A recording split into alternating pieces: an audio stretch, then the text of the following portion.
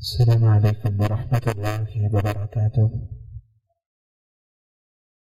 إن الحمد لله نحمده ونستغفره ونعوذ بالله من شرور أنفسنا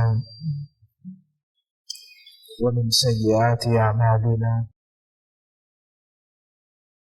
من يهده الله فلا مضل له ومن يضلل فلا هادي له، وأشهد أن لا إله إلا الله وحده لا شريك له، وأشهد أن محمدا عبده ورسوله. يا أيها الذين آمنوا اتقوا الله حق تقاته ولا تموتن إلا وأنتم مسلمون. يا أيها الناس اتقوا ربكم الذي خلقكم من نفس واحدة وخلق منها زوجها وبث منهما رجالا كثيرا ونساء، واتقوا الله الذي تساءلون به والأرحام إن الله كان عليكم رقيبا. يا أيها الذين آمنوا اتقوا الله وقولوا قولا سديدا يصلح لكم أعمالكم ويغفر لكم ذنوبكم، ومن يطع الله ورسوله فقد فاز فوزا عظيما. اللهم صل على محمد وعلى آل محمد كما صليت على إبراهيم وعلى آل إبراهيم إنك حميد مجيد. اللهم بارك على محمد وعلى آل محمد كما باركت على إبراهيم وعلى آل إبراهيم إنك حميد مجيد. أما بعد، فإن خير الحديث كتاب الله، وخير الهدي هدي محمد صلى الله عليه وسلم، وشر الأمور محدثاتها،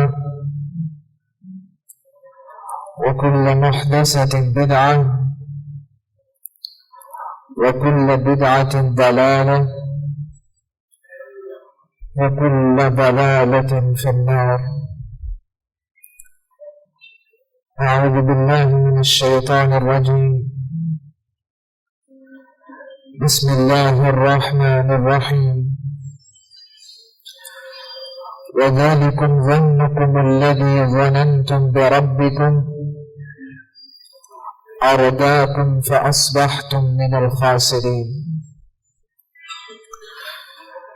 میرے معزز اور محترم سامعین کرام، اللہ رب العزت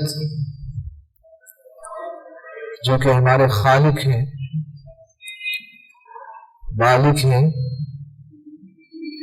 داتا اور حاجت روا ہیں، خالق و مالک نے انسانیت کو پیدا کیا ہے اور انہیں صحیح فکر، سوچ اور سمت دینے کے لیے آسمانی ہدایات اور تعلیمات کا نزول فرمایا ہے، جس کا ایک مقصد انسانیت کے مابین حسن ظن، اچھی سوچ اور فکر کو پیدا کرنا ہے، اور سوء ظن بدگمانی سے بچانا ہے۔ سوء ظن کسے کہتے ہیں اور اس کی کون سی اقسام ہیں اور سوء ظن کے کون سے نقصانات ہیں، آج ہم انہیں 3 نکات کو جانیں گے۔ سوء ظن الشک والارتیاب، کسی کے بارے میں شک کرنا، عدم یقین کا ہونا، اسے سوء ظن کہا جاتا ہے۔ وہ ہر وہ سوچ، وہ فکر، وہ بات جس کے انسان کے پاس دلیل نہ ہو، اسے ظن کہتے ہیں، اور اگر وہ خیر کی طرف ہے تو اسے حسن ظن کہا جاتا ہے، اور اگر شر اور برائی کی طرف ہے تو اسے سوء ظن، بدگمانی کہتے ہیں۔ ابن قیم رحمۃ اللہ علیہ فرماتے ہیں سوء الظن هو امتلاء القلب بالظنون السيئة بالناس حتى يطفح على اللسان والجوارح۔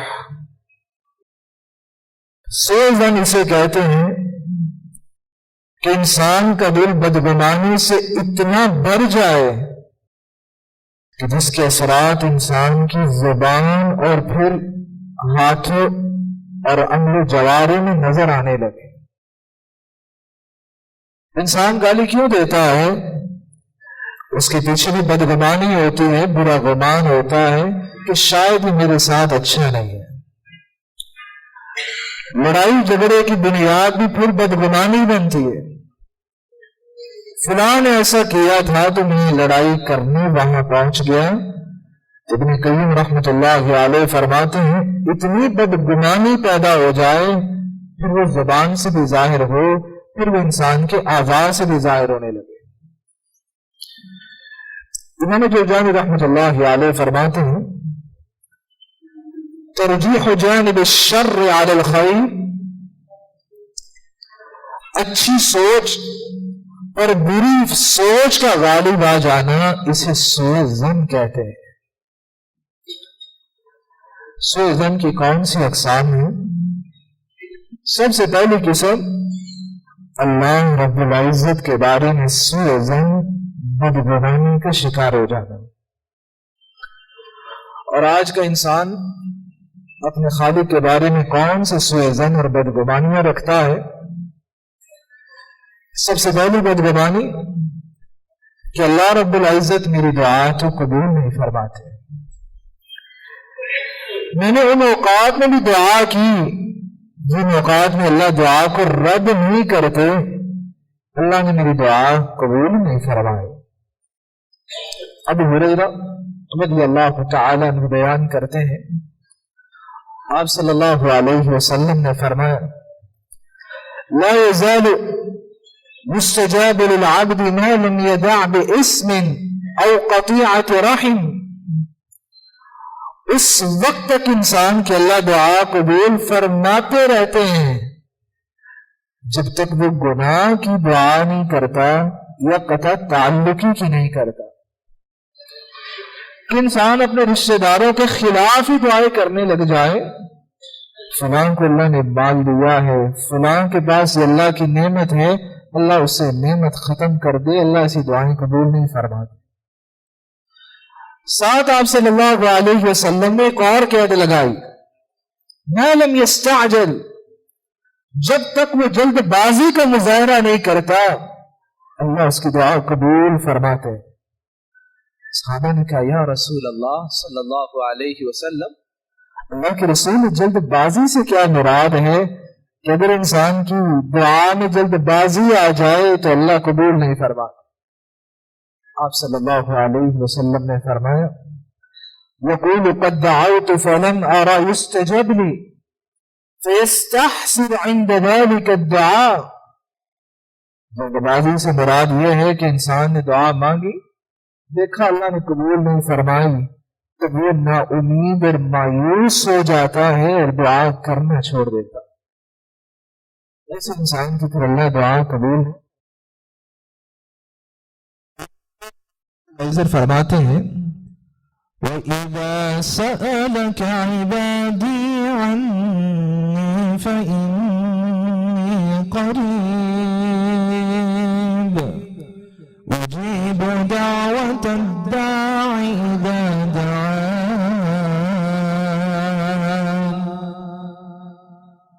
میرے بندے سوال کرتے ہیں میرے بارے میں، آپ ان کو بتا دیں میں ان کے قریب ہوں۔ جب بھی کوئی بندہ دعا کرنے کے لیے ہاتھ اٹھاتا ہے میں اس کی دعا قبول فرماتا ہوں۔ اور آپ صلی اللہ علیہ وسلم نے یہاں پھر 3 قسمیں بیان کی۔ ابو سعید خدری رضی اللہ تعالیٰ عنہ بیان کرتے ما من مسلم يدعو الله بدعوة ليس فيها اسم ولا قطيعة رحم، جب بھی کوئی مسلمان دعا کے لیے ہاتھ اٹھاتا ہے اللہ اس کی دعا ضرور قبول فرماتے ہیں اگر وہ گناہ اور قطع تعلقی کی دعا نہیں کرتا۔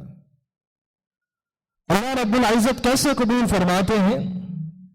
إِلَّا أَعْطَاهُ اللَّهُ بِهَا إِحْدَى ثَلَاثٍ إِمَّا أَن تُعَجَّلَ لَهُ دَعْوَتُهُ، اللہ 3 میں سے ایک تو انسان کو ضرور عطا کرتے ہیں، یا تو اللہ فوری دعا قبول فرما لیتے ہیں، جو مانگا ہے اللہ عطا کر دیتے ہیں، وَإِمَّا أَن يَدَّخِرَ لَهُ فِي الْآخِرَةِ، یا اللہ رب العزت اس دعا کو ذخیرہ کر لیتے ہیں، قیامت کے دن ہوگا یہی اللہ رب العزت نیکی بنا کے اس کے نام اعمال میں شامل کر دیں گے۔ اور حدیث کیا کہتی ہے؟ قیامت کے دن بندہ دیکھے گا کہ اتنی نیکیاں میرے نام اعمال میں شامل کی جا رہی ہیں، بندہ کہے گا اللہ یہ نیکیاں تو میں نے کی نہیں ہیں، آج کیوں شامل کی جا رہی ہیں؟ تب بتایا جائے گا یہی وہ تمہاری دعائیں تھی، اللہ نے دنیا میں تو نہیں قبول فرمائی، آج یہی نیکی بنا کے نام اعمال میں شامل کی جا رہی ہے۔ اور پھر حدیث کیا کہتی ہے؟ بندہ خواہش کرے گا کاش دنیا میں میری ایک دعا بھی قبول نہ ہوئی ہوتی، آج ساری نیکیاں بن کے مل جاتی ہیں۔ آپ صلی اللہ علیہ وسلم نے تیسری صورت بیان کی وَإِمَّا أَن يَصْرِفَ عَنْهُ مِنَ السُّوءِ مِثْلِهَا، یا اللہ رب العزت اس دعا کی وجہ سے مستقبل میں کوئی پریشانی آنے والی ہوتی ہے اللہ وہ پریشانی دور کر دیتے ہیں۔ اور یاد رکھیے گا بندہ اپنے کل کے بارے میں نہیں جانتا، اللہ رب العزت کی ذات جو علام الغیوب اور مختار کل ہے وہ انسان کو انسان سے زیادہ جاننے والے ہیں، اور اس کا اس سے کہیں زیادہ بھلا چاہنے والے ہیں، اور اس سے کہیں زیادہ محبت کرنے والے ہیں۔ وہ ہمیشہ انسان کے ساتھ خیر والا ہی معاملہ کرتے ہیں، بس انسان کو اللہ پہ اعتماد، یقین اور بھروسہ کرنے کی ضرورت ہے۔ میں اللہ رب العزت کے بارے میں کیسا گمان رکھتا ہوں؟ حدیث قدسی ہے، آپ صلی اللہ علیہ وسلم نے فرمایا، اللہ رب العزت فرماتے ہیں انا ظن عبدی بی، میں اپنے بندے کے ساتھ اسی طرح کا معاملہ کرتا ہوں جس طرح وہ میرے بارے میں گمان کرتا ہے۔ فَلْيَظُنْ بِي مَا شَاءَ، اب بندے پہ ہے کہ وہ میرے بارے میں کیا گمان کرتا ہے۔ فَإِنْ ظَنَّ بِي خَيْرًا فَلَا وَإِنْ ظَنَّ بِي شَرًّا فَلَا، اگر وہ اچھا گمان کرتا ہے تو فائدہ تو اسی کو ملتا ہے، اور اگر وہ اللہ رب العزت کے بارے میں بدگمانی کا شکار ہو جاتا ہے نقصان انسان کا ہی ہوتا ہے، اللہ کو کوئی نقصان نہیں ہوتا۔ اللہ رب العزت انسان کے بارے میں زیادہ جانتے ہیں کہ انسان کو کس چیز کی ضرورت ہے۔ انسان وہ مانگ رہا ہوتا ہے کہ اگر وہ زندگی میں آ جائے تو انسان کے لیے پریشانی کا باعث بن سکتا ہے، اس لیے اللہ وہ عطا ہی نہیں کرتے۔ دوسری بدگمانی جو اللہ رب العزت کے بارے میں رکھی جاتی ہے کہ اللہ رب العزت نے مجھے نعمتوں سے نہیں نوازا، یہ کفار ہیں، یہ غیر مسلم ہیں، اللہ نے دنیا میں اتنی زیادہ ترقی دے دی ہے، میں نمازیں بھی پڑھتا ہوں، میں صدقہ خیرات بھی کرتا ہوں، میں نیکیاں بڑھ چڑھ کے حصہ بھی لیتا ہوں، مجھے یہ دولت یہ نعمت کیوں نہیں مل رہی؟ آپ صلی اللہ علیہ وسلم نے دنیا کی نعمتوں کا ذکر کرتے ہوئے فرمایا، عبید اللہ بن محسن الختمی رضی اللہ تعالیٰ عنہ بیان کرتے نبی اکرم صلی اللہ علیہ وسلم نے فرمایا من اصبح منکم آمنا فی سربی معافا فی جسدی عنده قوت یومی فکأنما حیزت له الدنیا. کوئی انسان اس حالت میں صبح کرتا ہے کہ اس کا گھر ایسی جگہ ہے کہ دشمن کا کوئی خوف و ڈر نہیں ہے، اور اللہ رب العزت نے اسے صحت جیسی نعمت سے نوازا ہے، وہ بیمار نہیں ہے، تندرست ہے، اور اس دن کا کھانا اس کے گھر کے اندر موجود ہے. اگر یہ تین چیزیں زندگی میں ہیں تو یقین کر لو اللہ نے دنیا کی ساری نعمتیں تمہارے گھر میں جمع کر دی. اگر پھر بھی یقین نہیں آتا پوچھو ان سے جو دشمن کے علاقے میں رہتے ہیں، گھر سے باہر نکلیں کوئی پتہ نہیں واپس آنا ہے کہ نہیں. یہ ملک پاکستان اللہ کی کتنی بڑی نعمت ہے کہ ہمیں کوئی پریشانی نہیں ہے، اور اللہ رب العزت نے انسان کو اس صحت کی نعمت دی ہے. پتہ کرنا ہے تو کسی ہاسپٹل میں چکر لگا لو کس طرح لوگ پریشان ہیں. اور اگر اس دن کے کھانے کی بات کی جائے، یہ واحد انسان ہے پورے سال کا راشن گھر میں جمع کر لیتا ہے، پھر بھی کہتا ہے اللہ نے کوئی نعمت نہیں دی. آپ صلی اللہ علیہ وسلم نے فرمایا ایک دن کا کھانا بھی ہے گھر میں تو اللہ کی نعمت کا شکر ادا کرو. وہ آپ صلی اللہ علیہ وسلم کا گھر نبوت کا گھرانہ بھی تھا کہ عائشہ رضی اللہ تعالیٰ عنہ کہتی ہیں 6 ماہ گزر جاتے کوئی نوبت ہی نہ آتی کہ ہم چولہا ہی جلا لیں.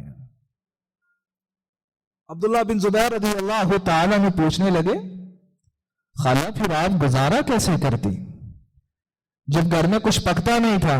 کہا وہ پانی اور کھجوریں ہی کھا لیا کرتے تھے. یہ نبوت کا گھرانہ ہے، اور ہم یہ سمجھتے ہیں کہ اللہ رب العزت کی ہم اگر عبادت کر رہے ہیں تو یہ میرا کمال ہے. نہیں، آپ کا کمال نہیں، اللہ کی عطا ہے کہ اس نے آپ کو توفیق دے دی ہے. اور قرآن مجید میں اللہ رب العزت فرماتے ہیں اَحَسِبَ النَّاسُ أَن يُتْرَكُوا أَن يَقُولُوا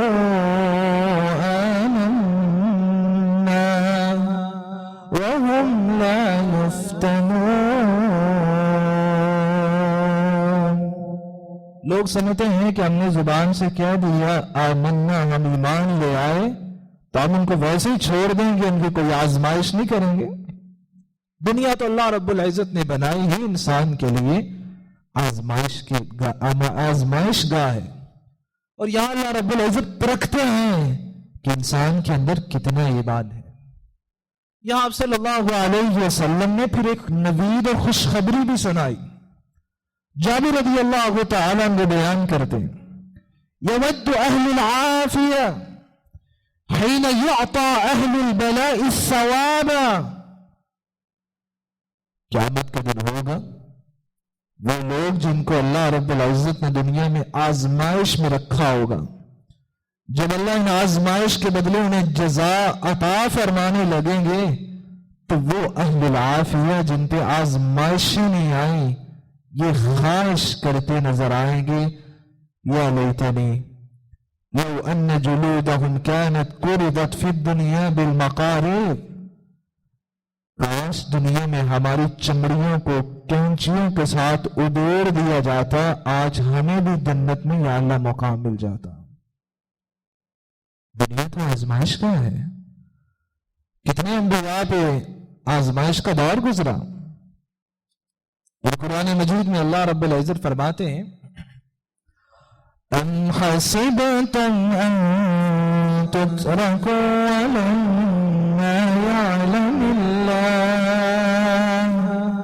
ولما يعلم الله الذين جاهدوا منكم.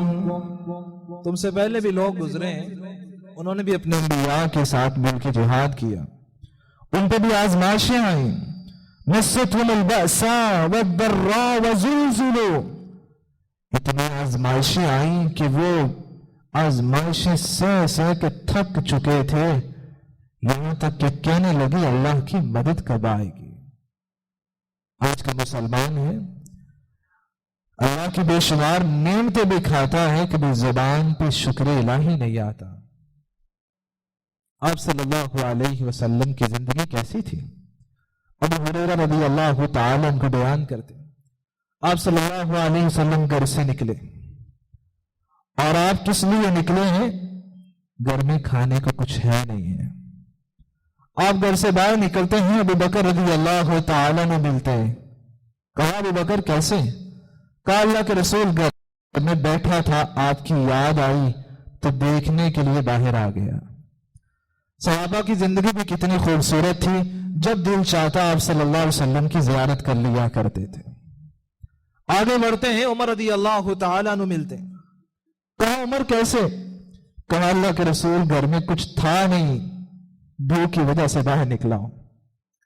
آپ صلی اللہ علیہ وسلم کہتے ہیں آؤ چلو ہم ایک انصاری کے گھر چلتے ہیں، اور آپ ابو الہیثم التیہان الانصاری کے گھر پہنچتے ہیں۔ کان رجلا کثیر النخل والشاة، اور وہ لوگ تھے، ابو الہیثم کو اللہ رب العزت نے باغات دیے تھے اور بہت سی بکریاں عطا کی ہوئی تھی۔ آپ صلی اللہ علیہ وسلم ابو بکر عمر رضی اللہ تعالیٰ عنہما کے ساتھ اس کے گھر پہنچتے ہیں۔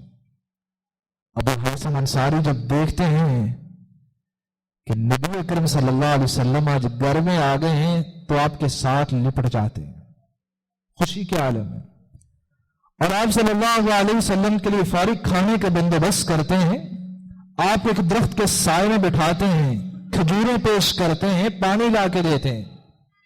نبی اکرم صلی اللہ علیہ وسلم جب اپنی بھوک مٹا لیتے ہیں تو فرمایا ھذا والذی نفسی بیدہ من النعیم الذی تسأل عنہ یوم القیامہ، صحابہ اس ذات کی قسم جس کے ہاتھ میں میری جان ہے، یہی وہ نعمتیں ہیں قیامت کے دن اللہ اس کے بارے میں سوال کریں گے۔ ثم لتسألن یومئذ عن النعیم، قیامت کے دن اللہ نے انہی نعمتوں کے بارے میں سوال کرنا ہے۔ وہ نعمتیں کیا تھیں؟ فرمایا ظل بارد ورطب طیب وماء بارد، یہ سایہ دار درخت، یہ بھی اللہ کی نعمت ہے کہ اللہ نے تازہ کھجوریں دی ہیں، پینے کے لیے ٹھنڈا پانی دیا ہے۔ یہ آپ صلی اللہ علیہ وسلم کی حیات طیبہ ہے کہ آپ بھوک کے عالم میں گھر سے نکلے، پھر کچھ کھانے کو مل جاتا ہے تو فوری آخرت کی یاد آ جاتی ہے۔ آج میں کتنی نعمتیں کھا لیتا ہوں، مجھے کبھی پریشانی نہیں ہوتی کہ اللہ نے سوال کر لیا، نعمتیں کھائی تھی، پھر دین کی خدمت کتنی کی تھی، میں قیامت کے دن کیا جواب دوں گا۔ آپ صلی اللہ علیہ وسلم نے اسی لیے فرمایا، انس بن مالک رضی اللہ تعالیٰ عنہ بیان کرتے ہیں عظم الجزاء مع عظم البلاء، جتنی پریشانی بڑی ہوتی ہے قیامت کے دن اللہ اتنی زیادہ ہی نعمت انسان کو عطا کرے۔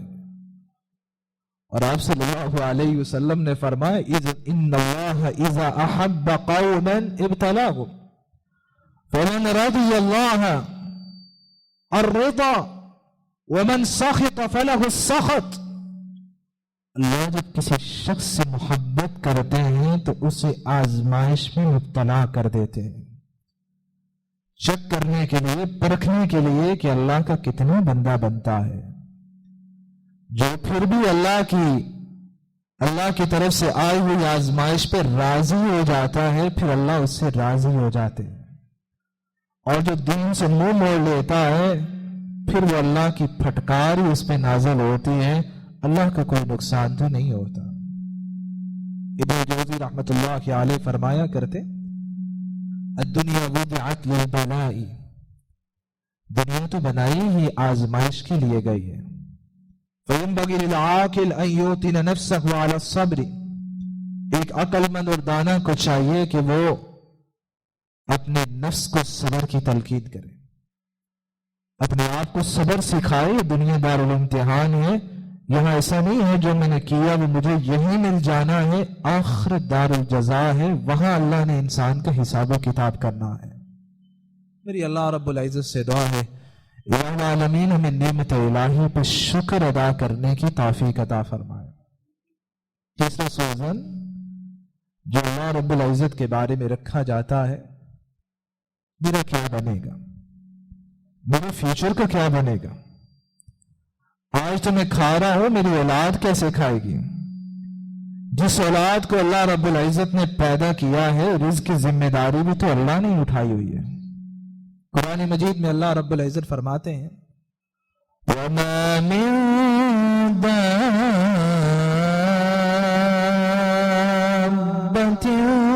فِي الْأَرْضِ إِلَّا عَلَى اللَّهِ رِزْقُهَا وَيَعْلَمُ مُسْتَقَرَّهَا وَمُسْتَوْدَعَهَا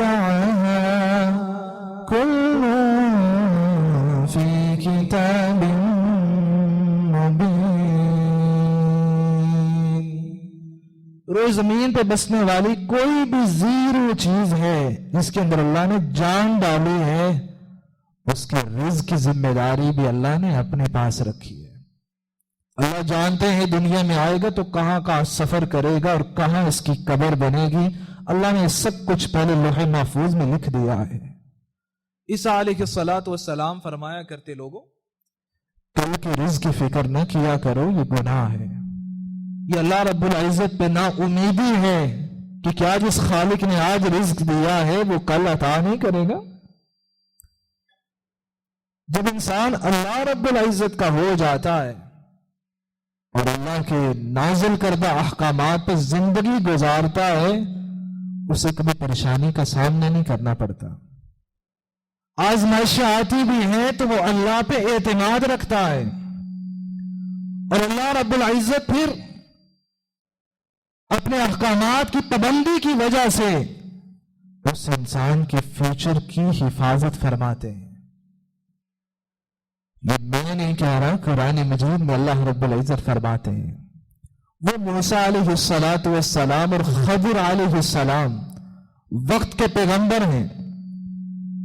اللہ رب العزت نے ان دونوں نبیوں کو مزدور بنا دیا ہے تو ایک صالح اور نیک شخص کے فیوچر کی حفاظت کرنے کے لیے۔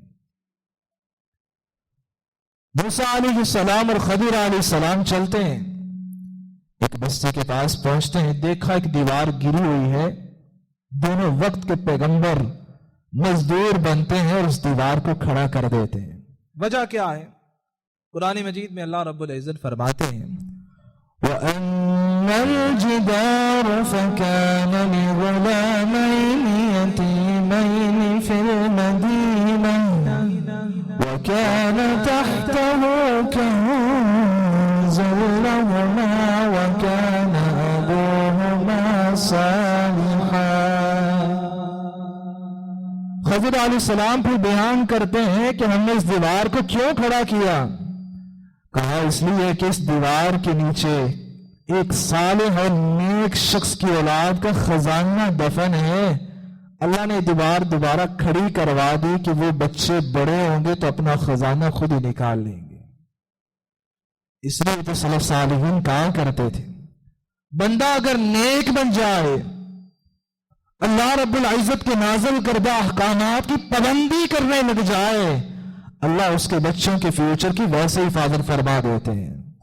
اور وقت کے پیغمبر کو بھی اللہ مزدور بناتے ہیں تو ایک صالح اور نیک شخص انسان کے فیوچر کے لیے۔ یہی اللہ رب العزت پہ اعتماد ہے جو انبیاء کرام کو اللہ رب العزت نے ان کے اندر شامل کر دیا تھا۔ ابراہیم علیہ السلام حاجرہ علیہ السلام اور اسماعیل علیہ السلام کو لے کے چلتے ہیں، مکہ کی سرزمین پہ پہنچتے ہیں اور وہ بھی چٹیل میدان ہے، لیس فیہا انس ولا شیء، اس میں نہ کوئی انسان کا وجود ہے نہ کوئی وہاں ہریالی ہے۔ ابراہیم علیہ السلام وہاں حاجرہ علیہ السلام اور اپنے چھوٹے سے بیٹے کو بٹھاتے ہیں اور واپس چل پڑتے ہیں۔ حاجرہ علیہ السلام پریشان ہوتی ہے، کہا اس چٹیل میدان میں ابراہیم ہمیں چھوڑ کے جا رہے ہیں، ہمیں پیچھے سے کون سنبھالے گا؟ جب ابراہیم علیہ السلام کو جواب نہیں دیتے تو حاجرہ علیہ السلام کہتے ہیں اللہ امرک بہذا، ابراہیم کہ اللہ نے حکم تو نہیں دیا یہاں چھوڑنے کا؟ ابراہیم علیہ السلام سر سے اشارہ کرتے ہیں اللہ کا حکم ہے. حاجرہ علیہ السلام پھر کیا کہتی ہیں؟ اِذًا لَيُضَيِّعُنَا، اگر یہ اللہ کا حکم ہے تو پھر اللہ ہمیں ضائع نہیں کرے گا. کاش یہی لفظ میری زندگی کے اندر آ جائے، جتنے بھی کٹھن موڑ آ جائیں مجھے اللہ پہ اعتماد اور یقین ہو جائے اللہ کی ذات مجھے ضائع نہیں کرے گی. یہی وہ لفظ ہے جو آج ہر مسلمان کو اپنی زندگی میں شامل کرنے کی ضرورت ہے کہ میرا والد اتنا مجھ سے محبت نہیں کرتا جتنا اللہ کی ذات مجھ سے محبت کرتی ہے. اگر میں اللہ کا واقعی حقیقی بندہ بن جاؤں تو اللہ کی ذات مجھے ضائع نہیں کرے گی. ابراہیم علیہ السلام چلتے ہیں، ایک پہاڑ کی اوٹ میں بیٹھتے ہیں اور ہاتھوں کو اٹھا لیتے ہیں. پھر یہ دعا نہیں کہ اللہ میں آپ کے کہنے پہ اولاد کو چھوڑ کے جا رہا ہوں، ان کو محلات دینا، ان کو دنیا کی ناز و نعمت سے نوازنا. دعا کیا کی ہے؟ ربنا انی اسکنت من ذریتی بواد غیر ذی زرع عند بیتک المحرم ربنا ليقيموا الصلاة فاجعل أفئدة من الناس تهوي إليهم. ہاتھوں کو اٹھاتے ہیں، اللہ میں آپ کے کہنے پہ اپنی اولاد کو اور بیوی کو اس چٹکل میدان پہ چھوڑ کے جا رہا ہوں. اللہ یہاں کوئی چیز نہیں ہے، یہاں کوئی کاشتکاری نہیں ہو سکتی جس سے کھانا کھا سکیں گے. دعا کیا کی ہے؟ ربنا لیقیموا الصلاۃ، اللہ میں اس لیے چھوڑ کے جا رہا ہوں. دعا ایک ہی ہے، اللہ میری اولاد کو نماز کا پابند بنا دینا.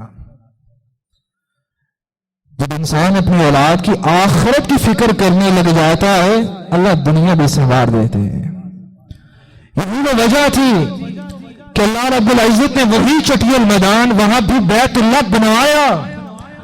اور آج دنیا میں انسان جتنی مرضی ناز و نعمت میں زندگی گزار رہا ہو اس کا دل پھر بھی کھنچتا ہے تو مکہ مکرمہ کی طرف جاتا ہے.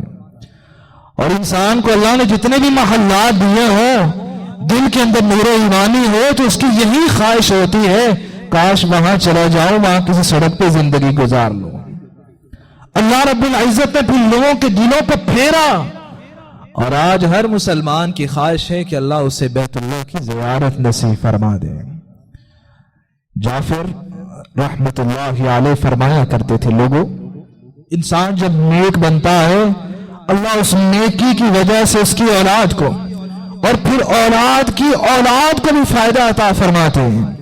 اور وہ کہا کرتے لوگوں اگر انسان نیک بن جائے اللہ صرف اس کے دل میں ہی سکون نازل نہیں فرماتے، اس کے ارد گرد جو ہمسائے پڑوسی ہوتے ہیں اللہ ان کو بھی آزمائشوں سے بچا کے رکھتے ہیں. یہ نیک اور صالح شخص کا پڑوس بن جانا یہ بھی بہت بڑی نعمت ہوتی ہے. جہاں اس کی نیکیوں کی وجہ سے وہ آزمائشوں سے بچتا ہے اللہ اس کی بھی حفاظت فرما دیتے ہیں. میری اللہ رب العزت سے دعا ہے الہ العالمین ہم اپنے خالق کے بارے میں حسن ظن رکھنے کی توفیق عطا فرمائے. وآخر دعوانا ان الحمد للہ رب العالمین.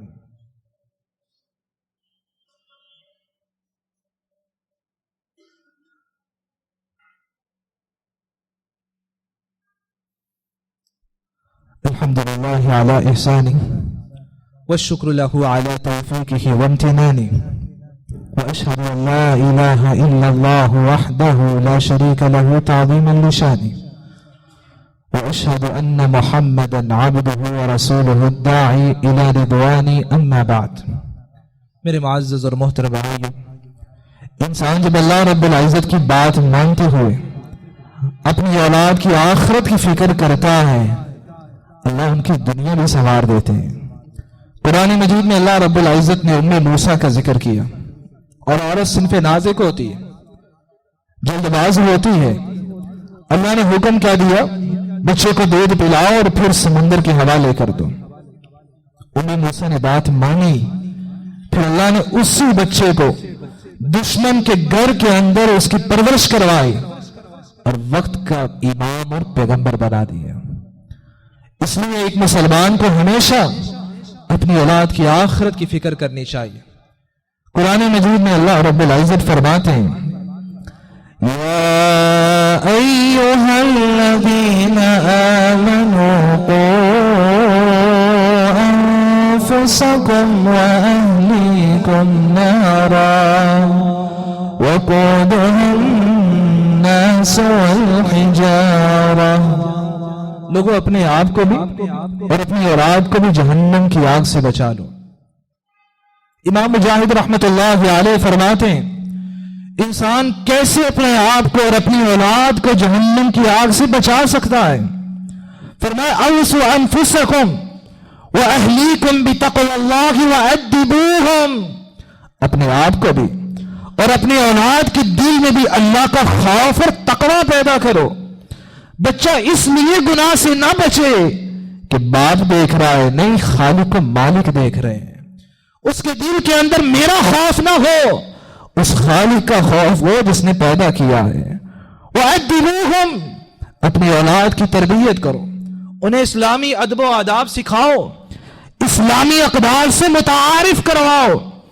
آج میں یہ ضرور سوچتا ہوں کہ میری اولاد دنیا کے اندر ایک نام پیدا کرے، نہیں، مجھے آخرت کی بھی فکر کرنی چاہیے۔ دنیا تو ویسے ہی دارالفنا ہے، اور یاد رکھیے قیامت کے دن آپ کی اولاد اللہ کے دربار میں کبھی شکایت نہیں کرے گی اللہ انہوں نے مجھے مہنگی تعلیم نہیں دلوائی، مجھے مہنگے موبائل نہیں لے کے دیے، میری خواہشیں پوری نہیں کی۔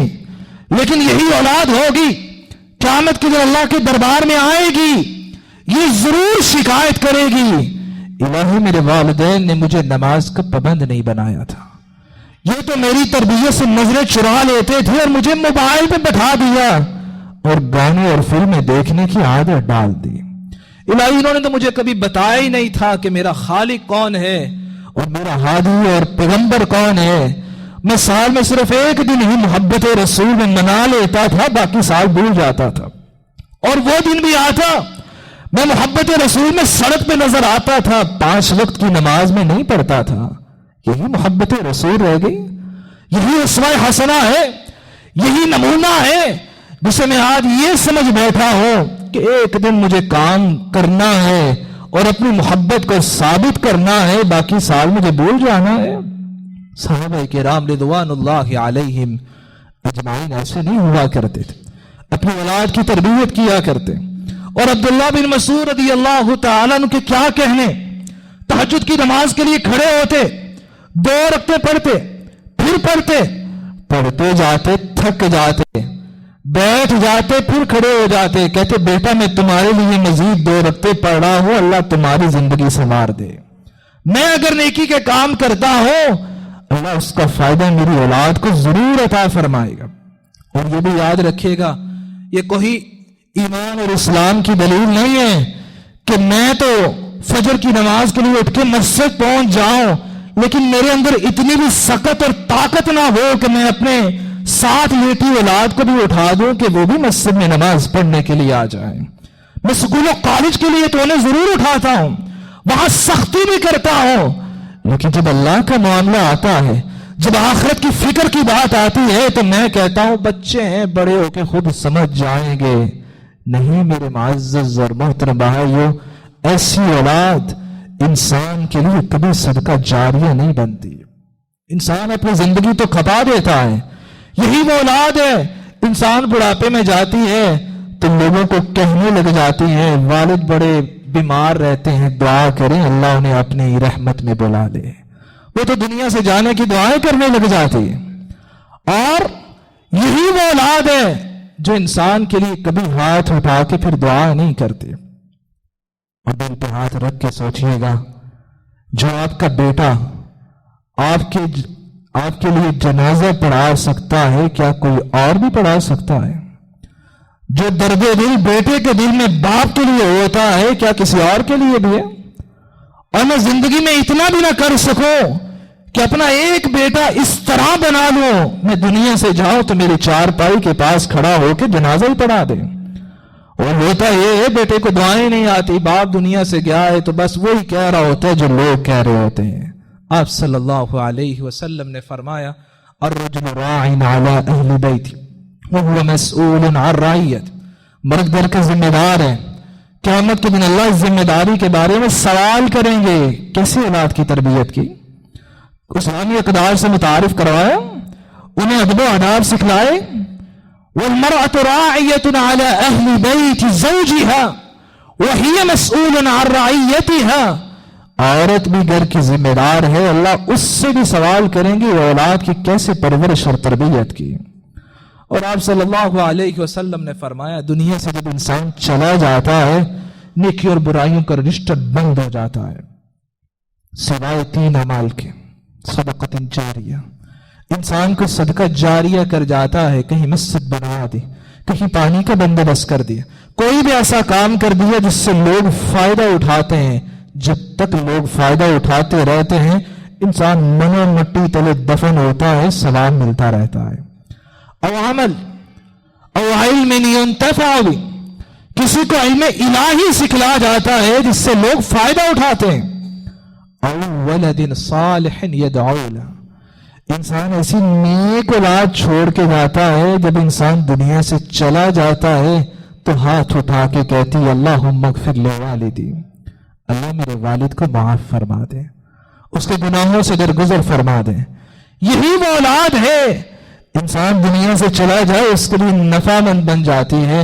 میری اللہ رب العزت سے دعا ہے الہ العالمین اپنی اولادوں کی اسلامی تربیت کرنے کی توفیق عطا فرمائے اور ہم سب کو سوء ظن سے بچاتے ہوئے حسن ظن کو اپنانے کی توفیق عطا فرمائے. الہ العالمین جو مسلمان بیمار ہیں ان کو صحت کاملہ عاجلہ عطا فرما دے, جو دنیا سے جا چکے ہیں ان کی قبروں کو جنت کا باغیچہ بنا دے, جو مقروض ہیں غیبی خزانے سے مدد فرما دے. الہ العالمین جو بھی مسلمان تیرے گھر میں آیا ہے اس کی زندگیوں کو خوشیوں راحتوں برکتوں سے بھر دے. ہر قسم کے فتنوں اور شرارت سے الہی اس کی حفاظت فرما. ہم سب کو ہمیشہ سنت اور توحید کے ساتھ زندہ رکھ اور ہمیشہ بدعت اور شرک سے بچا کے رکھنا. اللہم اعز الاسلام والمسلمین وذل الشرك والمشركين ودمر أعداء الدين واحمي حوضة الإسلام واجمع كلمة المسلمين على الحق يا رب العالمين. اللهم صل وسلم وبارك وأكرم وأنعم على سيدنا وحبيبنا وقدوتنا محمد بن عبد الله وعلى آله وصحبه أجمعين. وارض اللهم عن الخلفاء الراشدين أبي بكر وعمر وعثمان وعلي وعن سائر الصحابة غر الميامين والتابعين من تبعهم بإحسان إلى يوم الدين.